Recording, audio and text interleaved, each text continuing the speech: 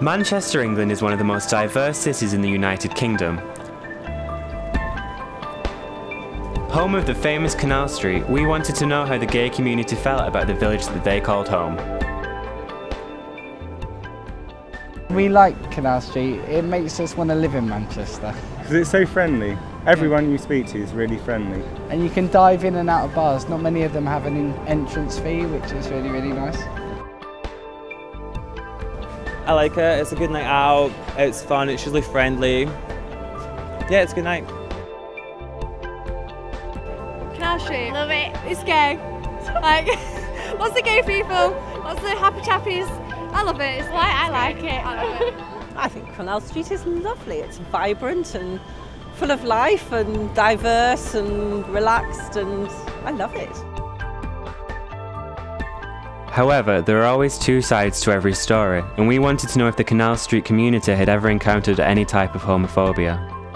People shouting like gay bastard and things like that, and basically straight guys going, do you want to suck my cock and things like that. It's not nice to hear it, and it's pathetic. I'm a teacher, and for me, I think that's really inappropriate. I experience a lot of homophobic behaviour, not towards me obviously, because I'm not overtly gay, but towards one another in the classroom. And I think it's really inappropriate. I think there needs to be a lot done in terms of education to help students actually cope with their sexuality, and actually help students cope with others' sexuality as well. We were sat outside Bellagio, just down the road from here. Me and him were sat there, and then like about 3 chaps came up to us, and one of them started on him, then the other one started pulling my hair and things like that. I'm not even gay. It was a case of walk away. We thought I was, but like they started picking on us just because we're down here. I have seen it around about, and yeah, but not myself, no. Personally, no. But I have seen fights break out over homophobia and stuff like that. Some guys asked him directions to the station, and he told him to the best of his knowledge, and then they asked if we were gay, and then they smacked him in the face. We then went to Manchester High Street to ask the general public their opinions on homosexuality. If my son or daughter came out of the closet, I don't know, I'm quite like liberal, so I'd be quite cool with it. It's their own choice if they want to be gay at the end of the day. If they're happy, I'm happy. Don't bother me at all. It's my son or daughter, they're still my son, they're still my daughter. That's it. If my son or daughter came out as gay, I wouldn't have a problem at all. I mean, I don't know, I don't really think it's a problem anymore. Like, I know in the past there's been a lot of negative opinions towards it, but I don't think there's none of that anymore. We soon learned that not everybody shared the same opinion.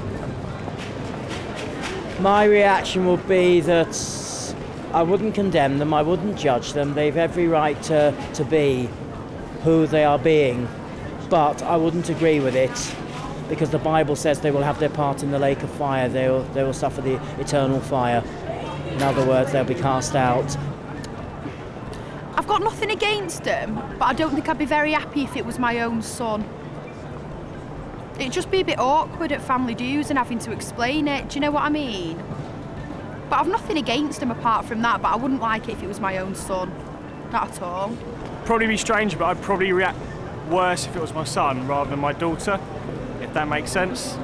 I know it's a bit bad, but I'd kind of go along with it, but it'd probably take me a bit more getting used to if it was my son than my daughter, for some reason. After some research into charitable foundations in Manchester, we discovered the Lesbian and Gay Foundation, and we wanted to know what they were doing to combat modern-day homophobia, with support from celebrities such as Sir Ian McKellen, Russell T Davies, and Anthony Cotton. We have a mission statement which is called Ending Homophobia and Empowering People, so that everything we do has got to fulfil those aims. So it is obviously about challenging homophobia wherever it exists, and of course it exists everywhere, in schools, at work, wherever anybody feels that they can't be themselves or they're discriminated against because they may be lesbian, gay, bisexual or trans. But that empowering people I think is really important, because I don't think it's enough for agencies to say, okay, we're here and we'll do everything, because you can't. It's about making sure people feel stronger and more equipped, and letting them know that they've got that support, those support networks wherever they live, to get on with their life, regardless of what it is that's been bothering them, that actually they can start talking about it and start to deal with those issues, whether it's sexual health or mental health or bullying or whatever it is. So really we exist for anything that the LGBT community want us to exist for, and we say we're here if you need us. There's nothing more heartbreaking than to hear of somebody that just can't deal with the bullying, can't deal with being gay, can't deal with the name calling, can't deal with trying to come out to the parents and decide that their life's not worth anything. That's the worst thing.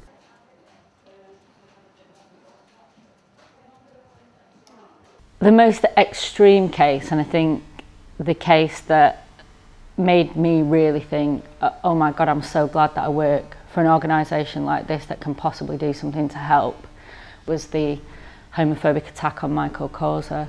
Michael Causer was an 18-year-old hairdresser from Liverpool. He was normal 18-year-old lad, like going out, you know. He went out with a group of friends just to some local pubs, and then they ended up at a house party. One of his friends was having a house party in Highton in Merseyside. He was there with 3 friends that he kind of knew from school, and then Michael's mobile phone kind of basically fell into the hands of a few of the lads who were at the party, and on there was a photo on there of Michael and his boyfriend, and it was from that point on when James O'Connor kind of did subject Michael to pretty much, you know, a non-stop attack, and that went from beating him unconscious with a book to burning the hair on his legs. In the morning they took Michael to the roadside by the house and dumped him there, and then they faked a story to say that he'd been beaten up by some random men.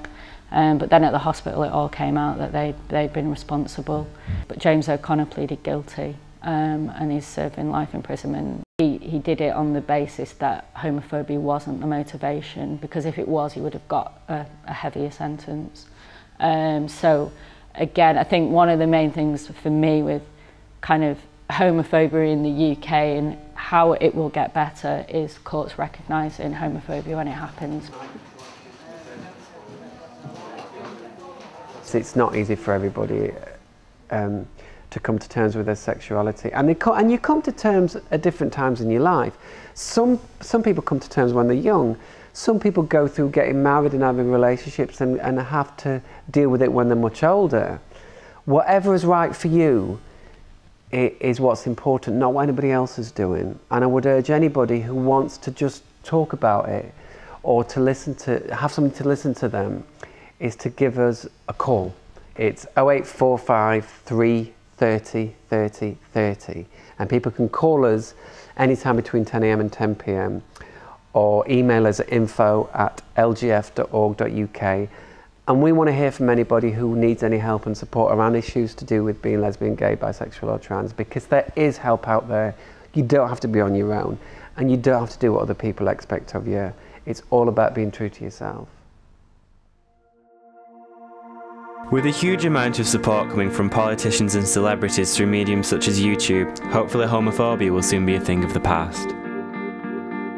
For more information on the Lesbian and Gay Foundation, please visit www.lgf.org.uk or phone on 08453 30 30 30. Thank you.